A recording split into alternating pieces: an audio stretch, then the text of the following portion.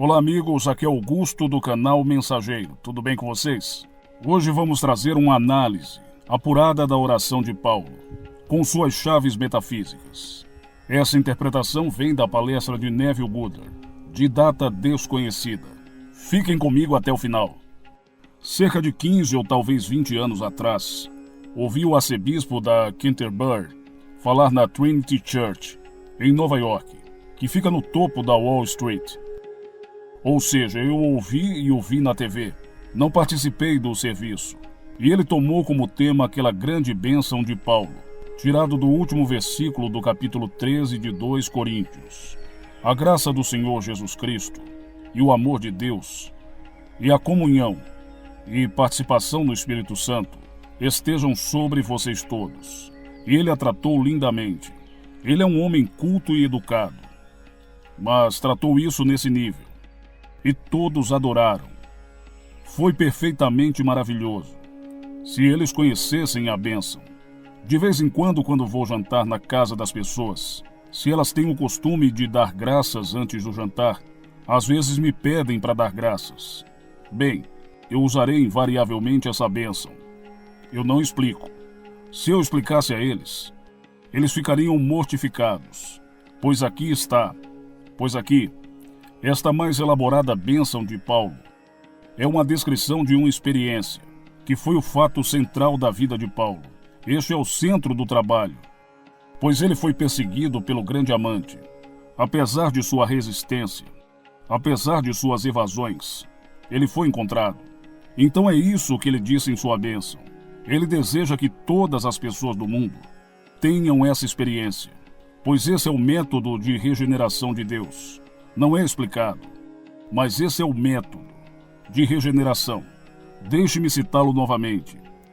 A graça do Senhor Jesus Cristo, e o amor de Deus, e a comunhão e participação no Espírito Santo estejam com todos vocês. Agora vamos entrar na história e descobrir o que ele quer dizer com isso. Maria se pergunta: como isso é possível, visto que não conheço homem algum? E o anjo lhe disse: o Espírito Santo virá sobre ti, e o poder do Altíssimo te cobrirá com a sua sombra. Portanto, o menino que nascer será chamado Santo, Filho de Deus. Aqui ele nos conta a teoria da concepção sobrenatural, como ela é feita. O poder do Altíssimo ele iguala ao Espírito Santo, e em sua bênção, agora, ele deseja que tenhamos essa experiência, a experiência de Maria. Assim, o ofício do Espírito Santo é que os filhos de Deus, pela união com seu Pai, possam, por sua graça, tornar-se seu próprio Pai. É isso que ele está pedindo para todos no mundo. Se você realmente transcender esse nível e entrar no que é chamado de reino dos céus, ou a nova era, você faz isso com o corpo que você usa aqui.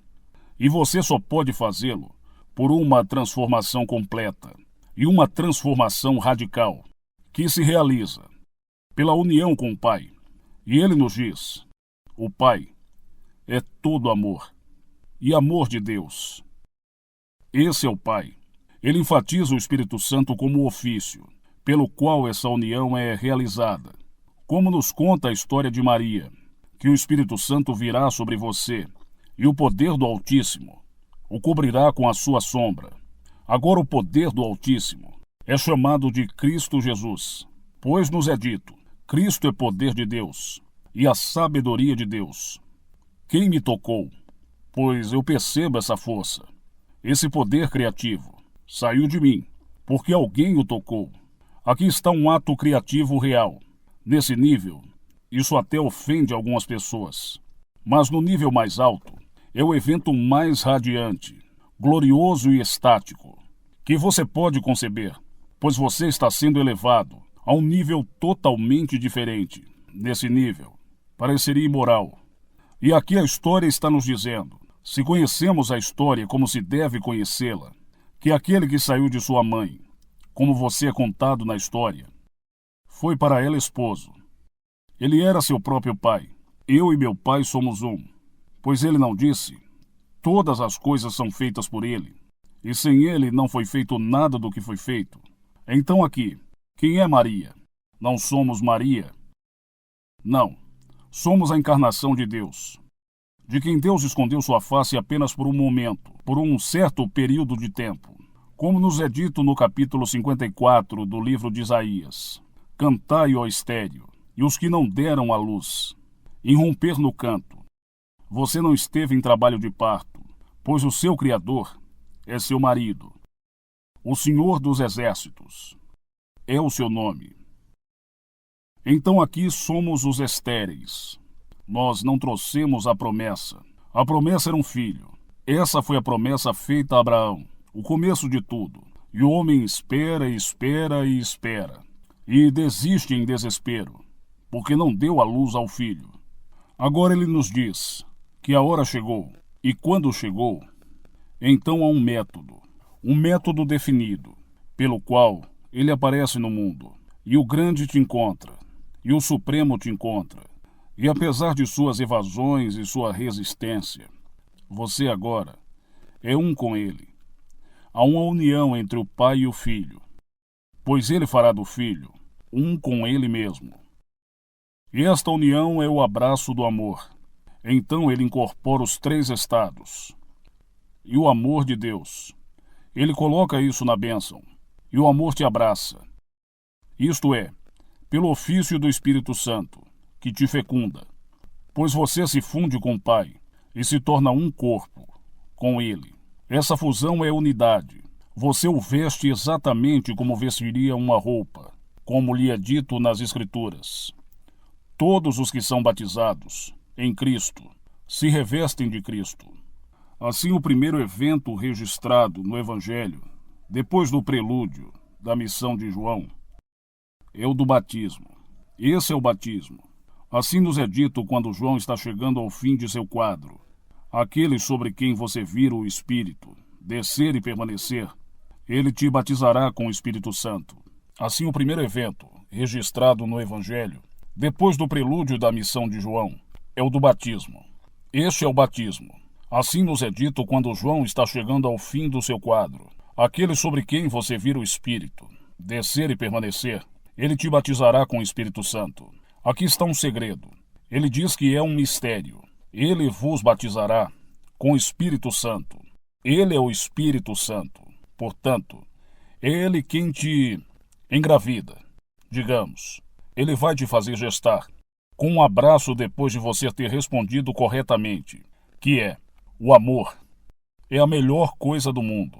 Então ele incorpora na bênção e o amor de Deus. Ele começa com o Filho primeiro. Então ele vem a Deus Pai e chama isso de amor.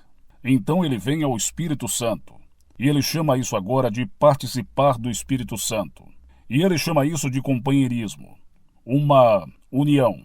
Então aqui, se eu te desejo isso, eu não poderia te desejar nada maior no mundo.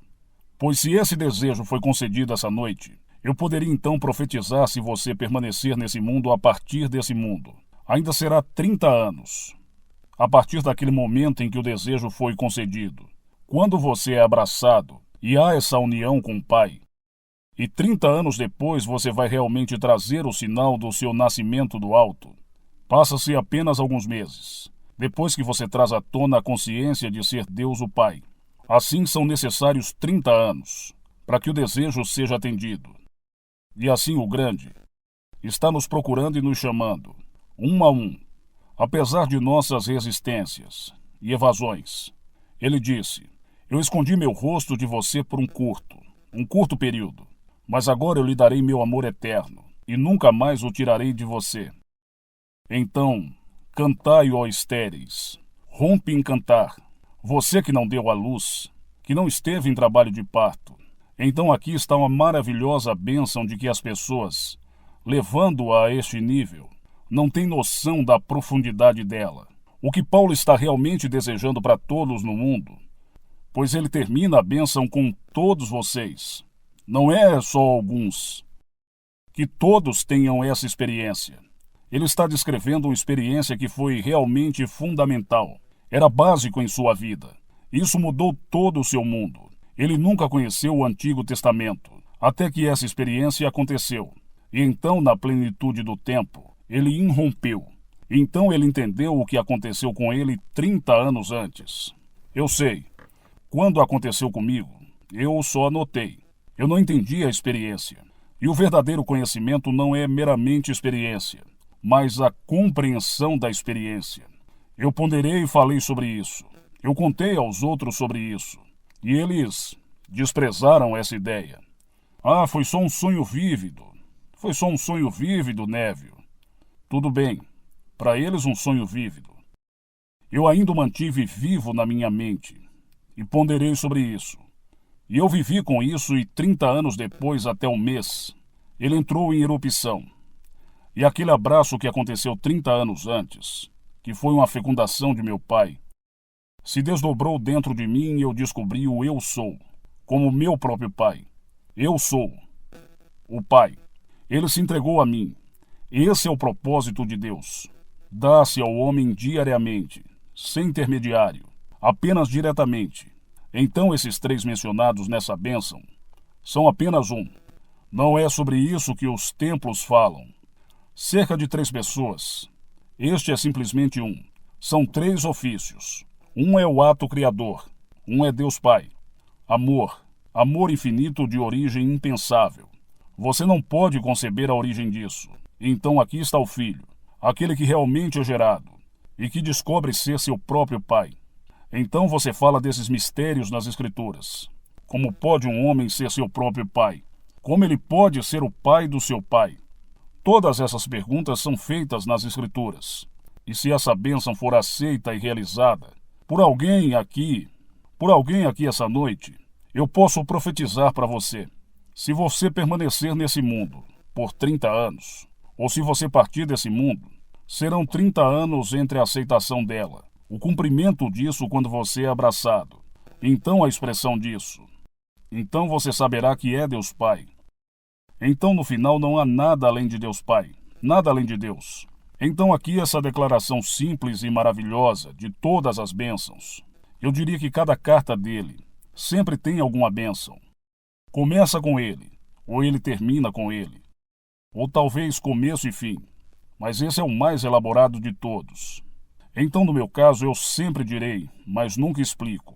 Se for chamado para dizer uma bênção na graça, eu sempre usarei isso. E eles dizem, isso não é maravilhoso, isso é a Escritura. E, portanto, isso é bom. E todos eles dizem amém. E começamos a comer sem saber o que eu estou pedindo para eles. Mas essa história das Escrituras, se realmente compreendida, abalaria toda a estrutura daqueles que se consideram tão corretos, completamente corretos. Porque a coisa toda é um grande ato, mas em um nível totalmente diferente. É muito diferente. Há alguns anos atrás, um livro saiu da imprensa, contando as histórias internas de pessoas proeminentes da Europa, na virada do século, nos dias de Vitória. Bem, ela teve um filho e tanto. Ele era um menino que andava por aí, e por isso havia rumores de que ele estava morando com a duquesa. Não vou mencionar o nome dela, mas está lá no livro. Você sempre pode encontrá-lo no livro. E ele estava vivendo abertamente. Todos sabiam que ele morava com essa duquesa.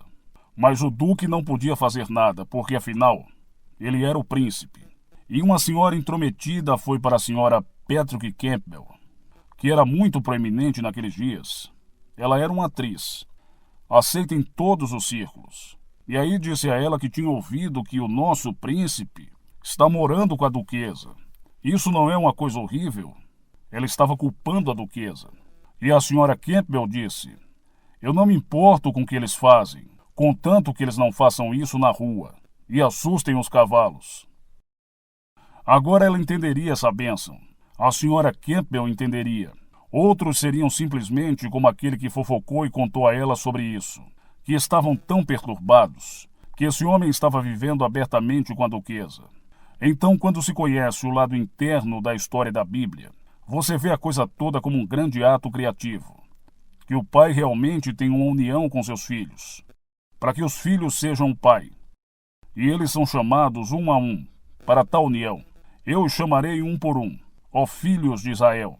E um a um são chamados e são abraçados, depois de terem cumprido o seu lugar, respondendo corretamente, qual é a maior coisa do mundo?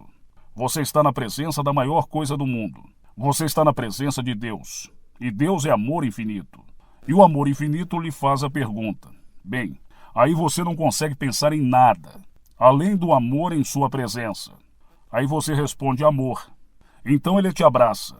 E isso é êxtase, mas puro êxtase. Então quando você é enviado, então de volta ao mundo, você conta apenas o que aconteceu com você. Mas você não entende o que aconteceu com você. Você é tão inocente quanto a virgem. E pode dizer com ela, não sei. Eu não conheço um homem, como eu poderia... Eu fui abraçado pelo amor infinito, mas como posso ter um filho, visto que não conheço nenhum homem? Então chega aquele momento do parto em que você de repente dá à luz, a criança. E você fica tão surpresa quanto qualquer um poderia ficar, porque você sabia o tempo todo, nesses 30 anos que estava grávida. Ela é sua manifestação. E assim é dito que ele começou seu ministério, quando tinha cerca de 30 anos de idade.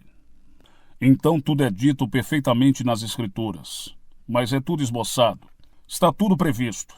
Não é explicado em detalhes, assim como a bênção de Paulo. Não é explicado em detalhes. Dizer que esta é a sua descrição de uma experiência é realmente ir um pouco longe, porque ela está realmente descrita. Aqui nos é pedido a graça do Senhor Jesus e o amor de Deus e a comunhão e participação no Espírito estejam com todos vocês. Essa é uma experiência de Paulo, mas não posso chamar isso de descrição do método pelo qual ele realmente deu luz à criança. Ele diz em sua carta aos Gálatas: quando aprove a Deus revelar seu filho em mim, então não consultei carne e sangue. Então o filho veio para frente. Ele não nos diz que levou 30 anos, mas Lucas nos diz que ele tinha cerca de 30 anos, quando começou seu ministério. E aqui encontramos que tudo isso é baseado no batismo. E esse é o batismo do Espírito Santo. Pois há um que vem depois de mim, que vos batizará com o Espírito Santo. Ninguém lhe diz que esse é o batismo, e eles pensam que é só na igreja, colocando água sobre ele em nome do Pai, do Filho e do Espírito Santo. Sim, isso é um batismo. Mas ali está uma sombra. Não lhe ajuda a esclarecer sobre o mistério profundo. E, no entanto, milhões de nós.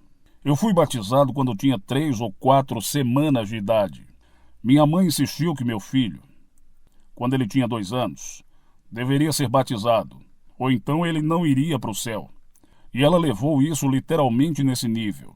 Eu disse, mãe, se lhe agradar, eu vou levá-lo à igreja no próximo domingo, e vamos batizá-lo. Então nós fizemos. Ele tinha 2 anos. Agradou minha mãe, porque ela disse que não poderia ir para o céu. Se ele morresse agora, o que ia acontecer com ele? Ele não podia ir para o céu a menos que fosse batizado. Ela não sabia o que batismo significava. O batismo é a união com o Pai. E isso é o batismo. Até que alguém seja realmente abraçado pelo Pai e realmente tenha união com o Pai. Até que isso aconteça, ele não tem o selo do Pai impresso nele. Então ele não pode trazer a imagem do Pai. Então aqui ele traz aquele próprio Pai, não a semelhança. Ele surge como Pai. E o tempo prova que ele está com o Pai. Então aqui, quando você lê qualquer porção das Escrituras, saiba que está realmente olhando para um mistério. Paulo usa a palavra mistério 20 vezes. Ele diz que é um mistério. A coisa toda é um mistério. Mas ele não explica. Estou tentando o meu melhor para explicar a você. Não com base em qualquer teoria, mas com base na minha própria experiência. Pois se eu quiser vir e falar com autoridade, devo falar por experiência própria. Eles disseram, ele não fala com os escribas e fariseus, mas fala com quem tem autoridade. Porque nesse caso ele está falando da sua própria experiência pessoal. Agora você tem uma experiência. Você não entende direito. Espere a plenitude do tempo, para que essa experiência floresça. Então você falará com autoridade. Eu não tinha conhecimento, nenhum conceito para o que aquela união significava. Eu senti a união. Fui abraçado. Nos tornamos um. Amor infinito. Então eu realmente vesti como se fosse uma roupa.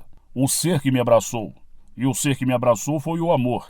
Mas eu não entendi isso até 30 anos, quando ele rompeu dentro de mim. Aí foi que ele me abraçou. Ele transferiu para mim sua história. Então o nascimento tinha que ser exatamente como o dele. A ressurreição tinha que ser exatamente como a dele. A descoberta de Davi tinha que ser exatamente como a dele. Portanto, eu digo a qualquer um: não posso pedir nada maior para você do que o que está contido nessa bênção. Você encontra no versículo 14, do capítulo 13 de 2 Coríntios. A graça do Senhor Jesus Cristo. Entenda, graça significa dom, dom imerecido, o dom próprio de Deus. Essa é a graça porque a graça vem através de Jesus. E o amor de Deus, ele traz isso porque está lhe dizendo exatamente como vai acontecer. Você ficará na presença do amor e usará suas palavras do capítulo 13 de 1 Coríntios, pois essas são suas palavras. Quando perguntado sobre a maior coisa do mundo, Paulo responde: amor. Então ele traz: e o amor de Deus. João nos diz: Deus é amor. Então ele traz o ofício do Espírito Santo, que é o que fecunda. Mas é tudo um.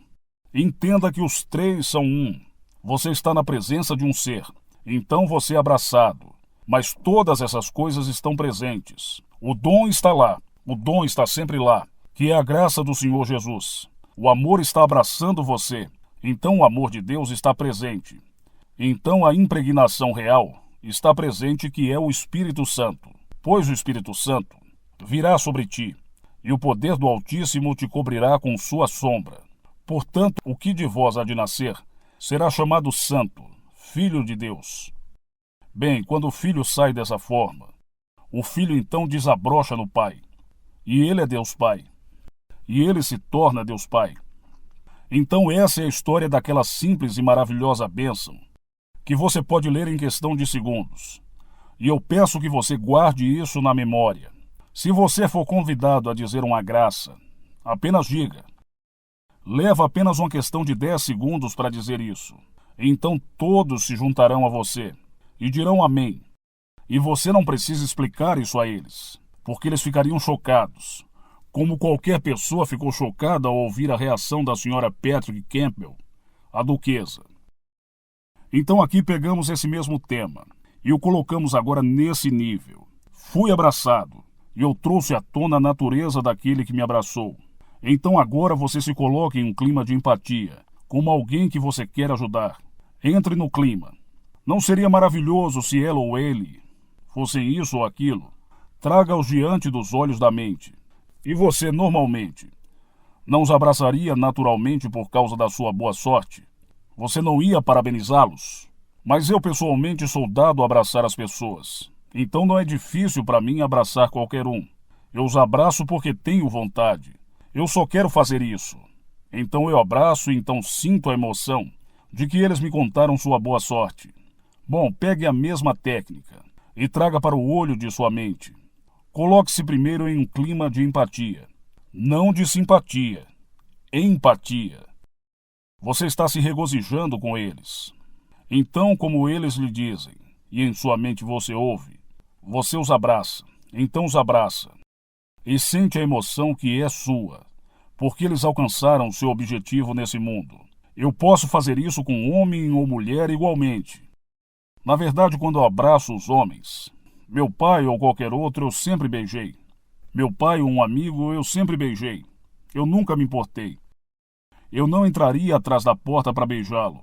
Se eu viesse à loja ou a qualquer hora do dia, bom, eu estou aqui, um homem com meus filhos. Eu abraçaria meu pai e o beijaria. Sempre para mim isso era a coisa mais natural do mundo. E ele esperava isso.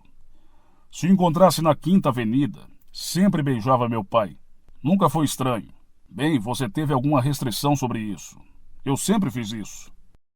E eu encontro meus amigos na Quinta Avenida, em qualquer lugar, eu os abraço. Eu desci para ver um amigo outro dia. Ele se foi por várias semanas. E aqui estava Charlie, esperando por mim. Cerca de 12 outros vieram, tomaram coquetéis para se despedir dele. Quando eu cheguei à porta, ele esperava. Eu o abracei e o beijei. Ele é um homem alguns anos mais velho que eu, e um homem descendo. Eu nunca o tinha visto antes. Disse: o que está acontecendo aqui? Ele pensou que era alguma coisa estranha de se fazer, mas não era para mim. Porque eu amo as pessoas. Homem, mulher, não importa o sexo.